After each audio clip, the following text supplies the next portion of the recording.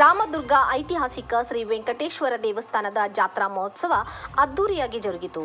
ಬೆಳಗಾವಿ ಜಿಲ್ಲೆ ರಾಮದುರ್ಗ ಸಂಸ್ಥಾನದ ಆಡಳಿತವು ಪುಣೆಯ ಪೇಶ್ವೆಗಳ ಆಡಳಿತಕ್ಕೆ ಒಳಪಟ್ಟಿತ್ತು.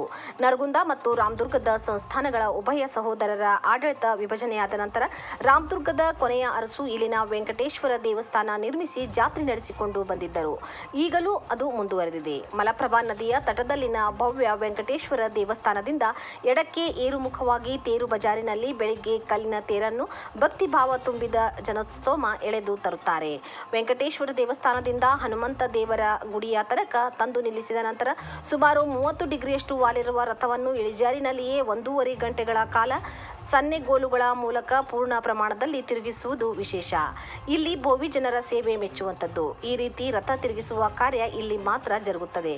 ಅಮಾವಾಸ್ಯೆ ಮರುದಿನ ಪಾಡ್ಯಮಿ ಮಾರ್ಚ್ 19ರಿಂದ 9 ದಿನಗಳ ಕಾಲ ಜರುಗುವ ಜಾತ್ರಾ ಮಹೋತ್ಸವದ ಅಂಗವಾಗಿ ಪಟ್ಟಣದ ವಿವಿಧ ಬಡಾವಣೆಗಳಲ್ಲಿ ಆಕರ್ಷಕ ವಿದ್ಯುತ್ ಅಲಂಕಾರ ಮಾಡಲಾಗಿತ್ತು. ಪ್ರತಿದಿನ ನಡೆಯುವ ವೆಂಕಟೇಶ್ವರ ವಾಹನೋತ್ಸವದಲ್ಲಿ ಬಾಲಾಜಿ ವಿವಿಧ ವಾಹನಗಳಲ್ಲಿ ಮೆರವಣಿಗೆ ಮಾಡಿಕೊಂಡು ಭಕ್ತರಿಗೆ ದರ್ಶನ ನೀಡುತ್ತಿರುವುದು ವಿಶೇಷ. 9 ದಿನವೂ ರಾತ್ರಿ ಜರುಗುವ ವಾಹನೋತ್ಸವದಲ್ಲಿ ಪಾಲ್ಗೊಳ್ಳುವ ಭಕ್ತರಿಗೆ ತಿರುಪತಿ ದೇಗುಲದ ಪ್ರಾಂಗಣದಲ್ಲಿ ಸುತ್ತಾಡಿದಂತೆ ಅನುಭವ ಲಭಿಸುವಂತೆ ವಿದ್ಯುತ್ ಅಲಂಕಾರ, ಕಮಾನುಗಳು, ವೆಂಕಟೇಶ್ವರ ದೇವಸ್ಥಾನದಿಂದ ಹುತಾತ್ಮ ಚೌಕ್ ತನಕ ಬೆಳಕಿನ ವ್ಯವಸ್ಥೆ ಮಾಡಲಾಗಿತ್ತು. ಧ್ವನಿವರ್ಧಕ ಅಳವಡಿಸಿ ಭಕ್ತಿಗೀತೆ ಅನುರಣಿಸುವಂತೆ ಮಾಡಲಾಗುತ್ತಿದೆ. 700 ಮೀಟರ್ ದೂರದವರೆಗೂ ಅಳವಡಿಸುವ ವಿದ್ಯುತ್ ಅಲಂಕಾರವಾಗಿತ್ತು.